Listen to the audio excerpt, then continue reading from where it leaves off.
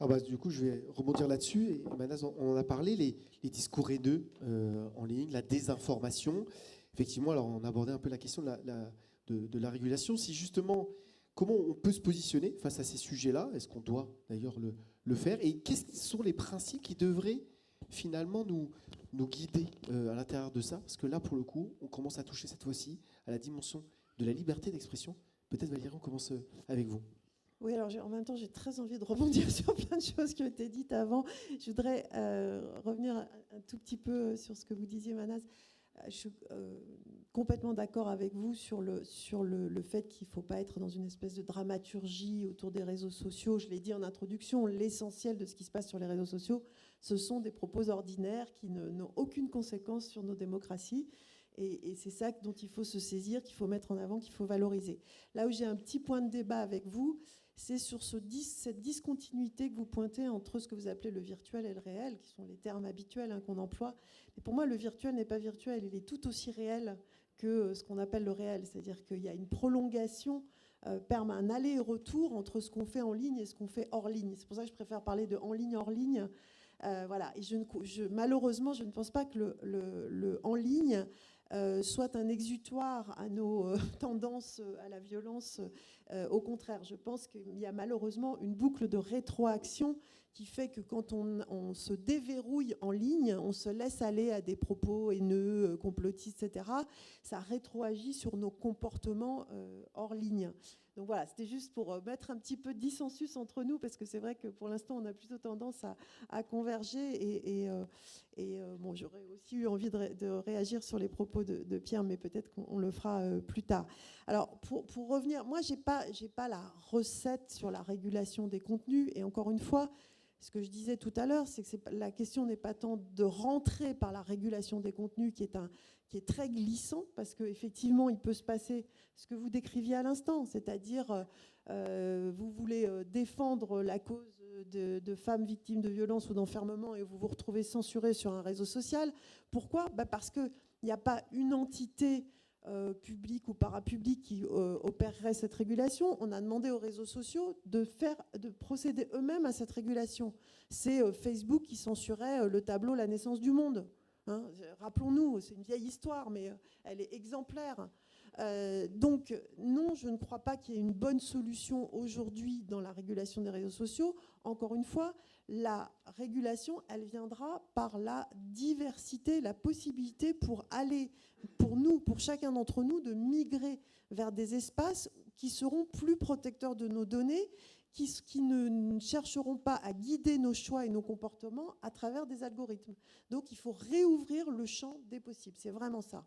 Et je voudrais parler un tout petit peu de mon expérience en tant qu'ancienne commissaire à la CNIL, où j'ai eu le plaisir d'officier pendant un peu plus de 8 ans.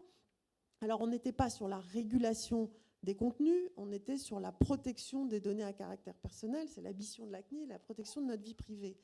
Mon expérience en tant que régulateur, enfin partie prenante d'un régulateur, c'est qu'on peut trouver vraiment un chemin d'équilibre entre régulation et innovation. Et c'est ce qu'on a essayé de faire, c'est ce que la CNIL essaye de faire au quotidien.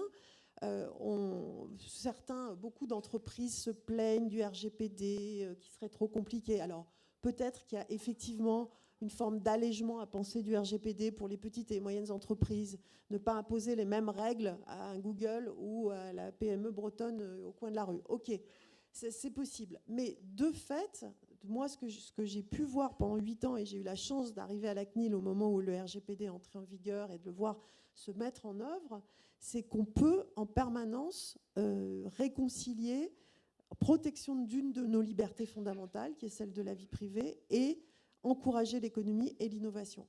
Et j'en prends pour preuve ce qui s'est passé autour des cookies.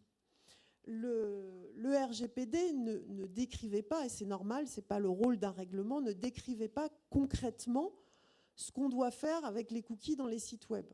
C'est pas, voilà, il ne rentre pas dans ce détail. Or, une des problématiques de ces plateformes, c'est ce qu'on appelle les dark patterns, c'est-à-dire du design qui participe à vous enfermer dans la plateforme.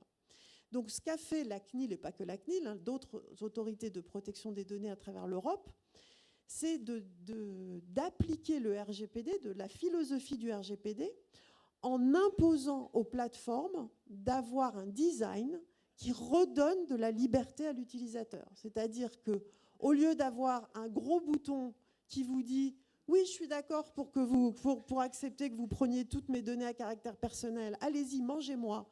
Et puis un tout petit truc en haut à droite qui dit bon, « Non, finalement, je ne suis pas d'accord », eh bien, on a imposé à travers un certain nombre de jurisprudences, de sanctions monétaires très fortes, très élevées, aux grandes plateformes, on a imposé un bouton « Oui, j'accepte »,« Non, je refuse » au même niveau. Alors, tous les sites web aujourd'hui n'appliquent pas cette jurisprudence, mais on voit que petit à petit, ça se met en place.